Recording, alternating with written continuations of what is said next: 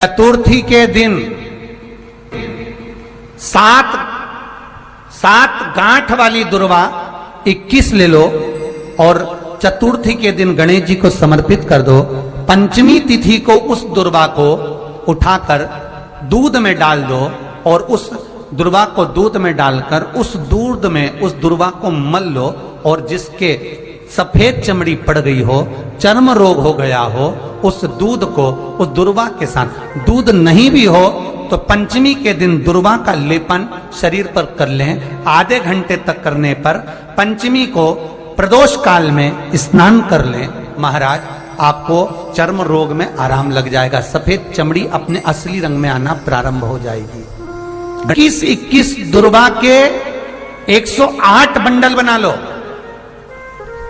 अगर एग्जाम में बैठ रहे हो, सरकारी परीक्षा में बैठ रहे हो, पास नहीं हो रहे, नौकरी नहीं लग रही, बहुत जगह इंटरव्यू दे दिया, 21 दुर्वा के 108 बंडल बनाओ, उसकी माला बनाओ और देवी के मंदिर में, माता जगदम्बा के मंदिर में, अर्थात जहां शंकर पार्वती पूर्ण परिवार विराजमान हो, ऐसे देवी के मंदिर में गणेश जी के गले में वो माला अर्पण करिया है, अपना नाम बोलकर और जिस एग्जाम में बैठ रहे हैं उसका भाव वर्णन कर महाराज, और वहीं से एक पुष्प लेकर अपने कमरे में जहां पढ़ते हो कांच की प्लेट में उस फूल को रख दीजिए और दूसरे दिन एग्जाम के लिए चले जाइए। आपको उसका फल अवश्य मिलेगा, अवश्य मिलेगा, आप उसमें उत्तीर्ण होंगे, फल प्राप्त होगा। दुर्वा सुख का अनुभव करा देता, आनंद का अनुभव।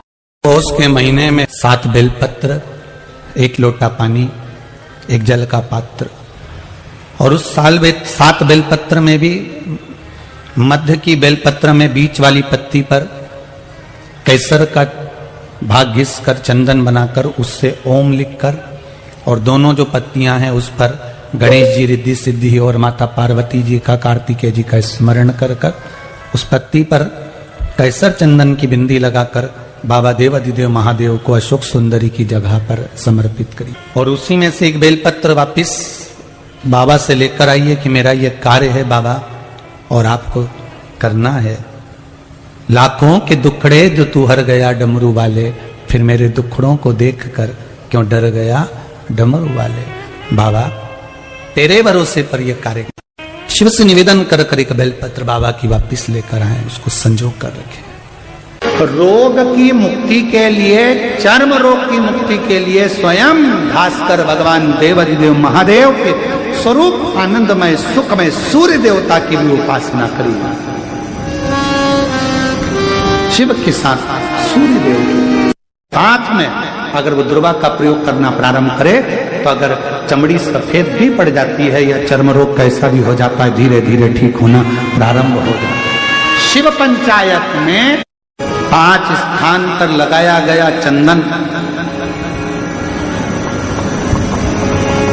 व्यक्ति को बाधाओं से बचा लेता है, विपदाओं से बचा लेता है। जैसे पंचदेव का पूजन, शिव पंचायत का पूजन बाधाओं से बचा लेता है, विपदाओं से बचा लेता है। कई मंदिर ऐसे होते हैं जहां पर शिव पंचायत नहीं होती है, कई मंदिर ऐसे होते हैं जहां पर शिव पंचायत के देवता नहीं होते हैं। शिव पंचायत में सूर्य देव, भगवान नारायण, माँ जगत जननी, भगवान देवाधिदेव महादेव, स्वयं भगवान श्री गणेश जी महाराज, ये 5 देव शिव पंचायत के मूल देवता माने जाते। पर कई मंदिर ऐसे हैं जहां पर शिव पंचायत में सूर्य देवता का मंदिर में मूर्ति नहीं है या भगवान विष्णु की मूर्ति नहीं है, शंकर जी की मूर्ति के, तो यहाँ शिव पंचायतन का पूजन का स्मरण करते हुए वर्णन किया गया लिंग पुराण के अंदर कि शिवलिंग में 5 जगह ऐसी होती है जहां पर अगर चंदन का लेपन कर दिया जाता है तो विपदा, बांधा, तकलीफें, कष्ट दूर होता चले जाता। 5 स्थान बताए, उसको समझिए। जैसे इसको देखो, ठीक है, ये शिवलिंग को अपन मान लो, इसको जलाधारी मानो जहां से जल रहता, ठीक है। ये गोल भाग जलाधारी जिस पर शिवपिंडी रखिए, यहीं पर अपन गणेश जी कार्तिकेय का स्थान, बीच में अशोक सुंदरी का स्थान मान रहे। अब इसको समझिएगा। 5 स्थान बताए। पहला स्थान भगवान शंकर के पूरे शिवलिंग का मध्य भाग। ये पूरा जो शिवलिंग है शिव जी का, उस शिवलिंग का मध्य भाग प्रथम।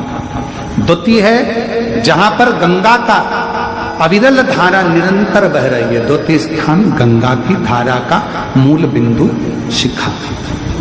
पहला, दूसरा।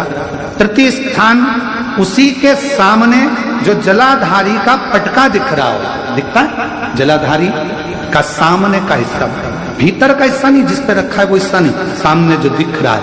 1, 2 और तृतीय स्थान मां अंबा जगदम्बा के कंठ भाग पर चंदन का लेप। महाराज 3 स्थान ये बताए। चौथा स्थान जहां से जल नीचे गिर रहा है, जल गिरने का जो स्थान छोटा सा एक भाग रहता है, जितनी जगह रहती है उसके मध्य भाग, चतुर्थ स्थान। और 5वें नंबर का जो भाग बताया गया वो अशोक सुंदरी का स्थान। ये 5 स्थान ऐसे हैं जहां चंदन का थोड़ी सी बिंदी भी अगर हम लगा देते हैं तो कैसी भी विषम परिस्थिति हो वो टल जाती है और बाबा की कृपा होना। पंचदेव, शिव पंचायत के 5 देवताओं का स्मरण कर कर, सूर्य देव, नारायण, मां अंबा, जगदम्बा, दुर्गा भवानी, भगवान देव महादेव, भगवान श्री गणेश जी महाराज का स्मरण कर कर पंचदेवों के नाम से पंच नहीं है अपने मंदिर में, शिव पंचायत नहीं विराज रही है या शिव पंचायत है नहीं, अपने मंदिरों में शिव पंचायत की मूर्ति नहीं है, तो हम 5 स्थान पर लेपन कर सकते। और हम तो यहां तक कहेंगे अगर कोई स्त्री हो, पुरुष हो, बच्चा हो, बूढ़ा हो, जवान हो, किसी को भी शरीर का चर्म रोग अगर हो गया है, चर्म रोग से अगर वो ग्रसित हो गया है, तो दुर्वा, यही 5 स्थान पर दुर्वा को समर्पित कर और वही दुर्वा वापिस लेकर और 5 दिन तक लगातार एक एक दुर्वा, जो स्थान बताए हैं, प्रथम स्थान की दुर्वा पहले, द्वितीय स्थान, तृतीय स्थान की तीसरे दिन, चौथे स्थान की चौथे दिन, 5वें स्थान की 5वें दिन उस दुर्वा का सेवन करे धीरे धीरे। ये अगर वो सोमवार की अष्टमी के दिन 5 दिवस तक लगातार उस दुर्वा का सेवन करे, डॉक्टर का इलाज अपनी जगह चलने दो, डॉक्टर को दिखाते रहो क्योंकि वो भी शिव का रूप है, पर साथ में अगर वो दुर्वा का प्रयोग करना प्रारंभ करे तो अगर चमड़ी सफेद भी पड़ जाती है या चर्म रोग कैसा भी हो जाता है, धीरे धीरे ठीक होना प्रारंभ हो जाता है। शिव पंचायत में रोग की मुक्ति के लिए, चर्म रोग की मुक्ति के लिए स्वयं भास्कर भगवान देवाधिदेव महादेव के स्वरूप आनंदमय सुखमय सूर्य देवता की भी उपासना करी। शिव के साथ सूर्य देव। जब किसी का एक्सीडेंट हो जाता है, कोई तकलीफ आ जाती है, तो कौन सा जाप करवाते हो? शंकर भगवान के इतने जो नाम हैं, ये नाम देखिए, बहुत बहुत ध्यान से सुनिएगा, जरा स्मरण में लीजिएगा कथा को कि भगवान विष्णु ने अवतार लिए 24, पर भगवान शंकर ने अवतार नहीं लिए, भगवान शंकर ने अपना नाम रखा। किस नाम से क्या प्राप्त हो सकता, किस नाम से क्या मिलेगा, किस नाम का उच्चारण करना चाहिए? जब किसी का एक्सीडेंट हो जाता है, कोई तकलीफ आ जाती है, तो कौन सा जाप करवाते हो? जम के बोलो, महामृत्युंजय। शिव को महामृत्युंजय कहने लगते। बार बार कोई घटना घटने लगती है, परिवार में अगर कोई सदस्य, एक व्यक्ति मर गया 6-8 महीने में, साल 2 साल में फिर दूसरा मर गया, फिर तीसरा मर गया, बार बार घटना घट रही है, तो फिर कृष्णेश्वर को याद किया जाता है। घड़े पर घड़ा और कृष्णेश्वर का नाम लेकर जब दो, वो घड़ा पे घड़ा, आप लोग इधर राजस्थान में तो ज्यादा चलता ही है, घड़े पर घड़ा मतलब एक जो लोटा होता है पानी का कलश, उसके ऊपर दूसरा कलश रखा जाता है और वो दोनों कलश एक साथ लेकर जाते हैं शिव के मंदिर में। एक के ऊपर एक रखा, अलग अलग नहीं, एक के ऊपर एक रखा। वो जिसके घर में घटनाएं ज्यादा घटती हो, बार बार ऐसा लगता है कि एक्सीडेंट हो रहा है, ये गाड़ी तो अभी ली थी, फिर एक्सीडेंट हो गया, फिर हो गया, फिर हो गया, बार बार कोई लड़का बच्चा ऊपर से गिर गया, नीचे से गिर गया, ये हो गया। घटना यदि बार बार घट रही है तो कृष्णेश्वर महादेव का स्मरण कराएं।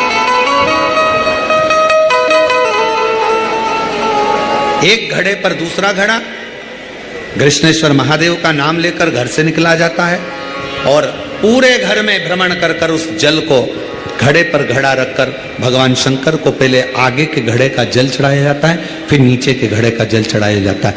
एक बार यदि भूलवश भी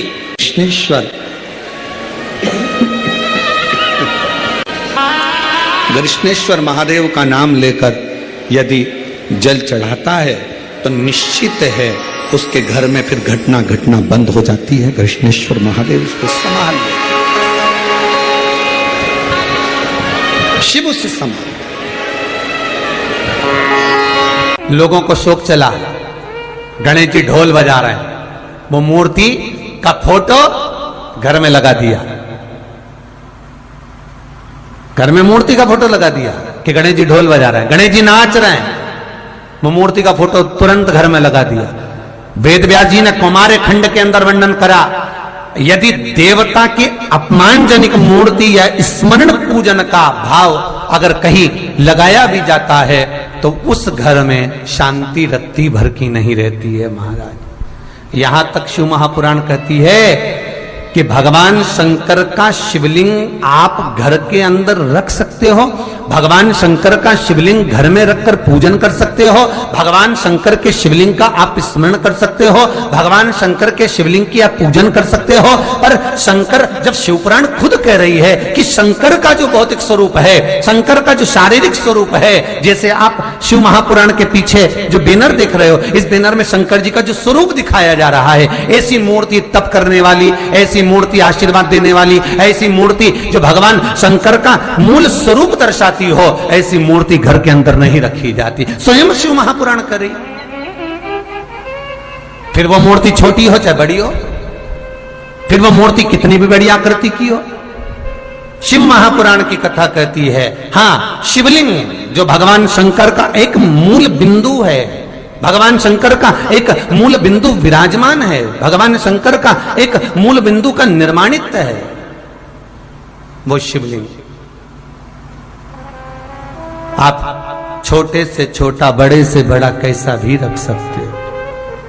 और बहुत ध्यान देना आपको, कथा शिवलिंग शिव महापुराण गंगवार परिवार लखनऊ द्वारा जो सुनाई थी, उसमें कहा था कि घर में अगर नर्मदेश्वर शिवलिंग विराजमान है तो तुम्हारी मर्जी पड़े तो तुम जल चढ़ाओ, तुम्हारी मर्जी पड़े तो स्नान कराओ, तुम्हारी मर्जी पड़े जो करो, नहीं भी चढ़ाओगे तो भी शंकर श्राप नहीं देते, तो भी शंकर कुछ नहीं कहते।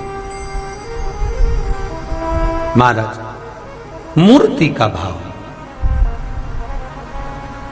बहुत ध्यान देना महाराज। उस गणेश के स्वरूप को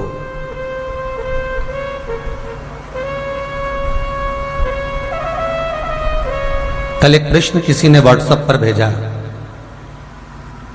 बहुत सुंदर प्रश्न है, जिसने भी भेजा है बहुत सुंदर प्रश्न। वो प्रश्न गुरुजी, जैसे भगवान विष्णु, शिव, ब्रह्मा